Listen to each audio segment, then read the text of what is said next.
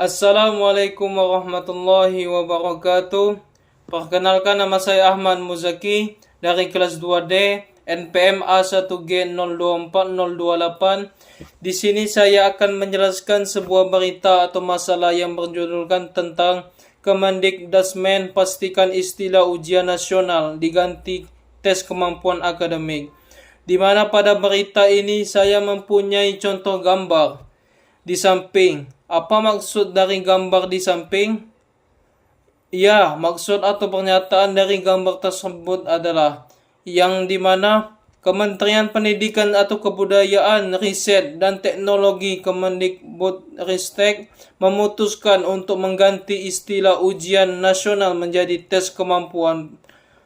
Perubahan ini dilakukan sebagai bagian dari reformasi pendidikan di Indonesia dengan tujuan menciptakan sistem evaluasi yang lebih berfokus pada kompetensi siswa, bukan hanya pada nilai akademik.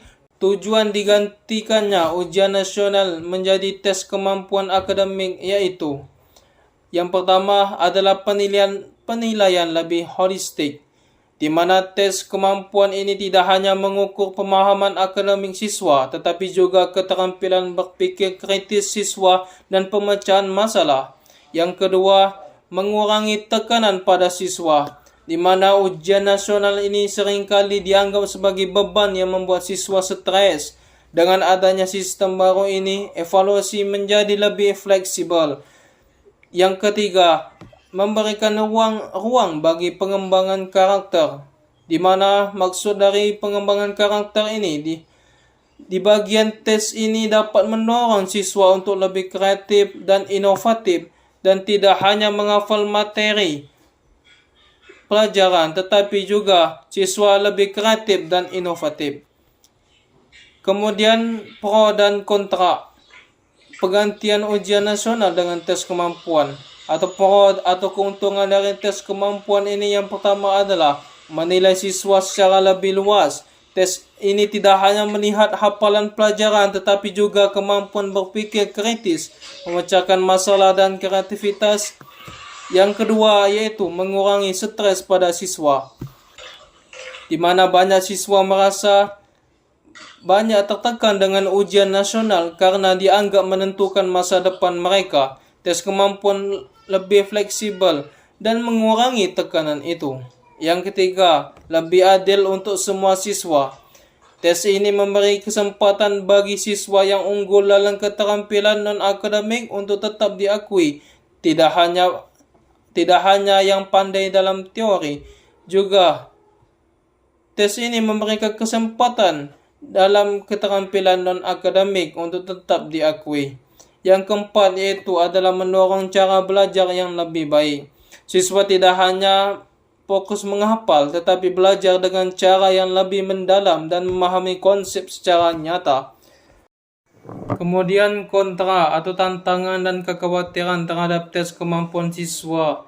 Ini yang pertama adalah belum adanya standar yang jelas, adalah di mana ujian nasional ini sudah punya sistem yang teratur, sementara tes kemampuan masih baru dan bisa membingungkan guru serta siswa.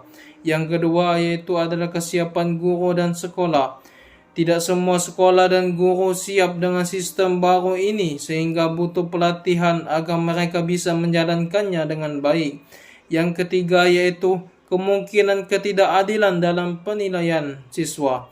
Jika tidak diawasi dengan baik, ada risiko penilaian yang subjektif atau bahkan penyalahgunaan sistem oleh pihak tertentu. Kemudian, solusi yang bisa diterapkan yaitu yang pertama adalah pelatihan guru, di mana pemerintah harus mengadakan pelatihan intensif bagi guru agar mereka dapat memahami cara mengevaluasi siswa dengan metode yang benar atau metode yang baru. Yang kedua adalah penyediaan infrastruktur, di mana teknologi dan sarana pendidikan ini harus lebih ditingkatkan, terutama di daerah yang masih kekurangan fasilitas. Yang ketiga yaitu evaluasi berkala. Di dalam evaluasi berkala ini, sistem tes kemampuan harus lebih dimonitor dan dievaluasi untuk memastikan efektivitasnya dalam meningkatkan kualitas pendidikan. Baiklah, kesimpulan dari pergantian ujian nasional dengan tes kemampuan ini adalah langkah positif dalam sistem pendidikan di Indonesia. Meskipun menghadapi tantangan dalam implementasi, perubahan ini diharapkan dapat menciptakan metode penilaian yang lebih adil dan sesuai dengan kebutuhan siswa di era modern seperti ini. Untuk memastikan keberhasilannya, diperlukan kerjasama antara pemerintah, guru, sekolah, dan masyarakat dalam mengadaptasi sistem yang baru ini. Cukup sekian yang dapat saya sampaikan. Jika ada kebenaran itu berasal dari Allah Subhanahu wa taala, dan jika ada kesalahan itu berasal dari saya sendiri sebagai manusia. Billahi taufiq wal hidayah.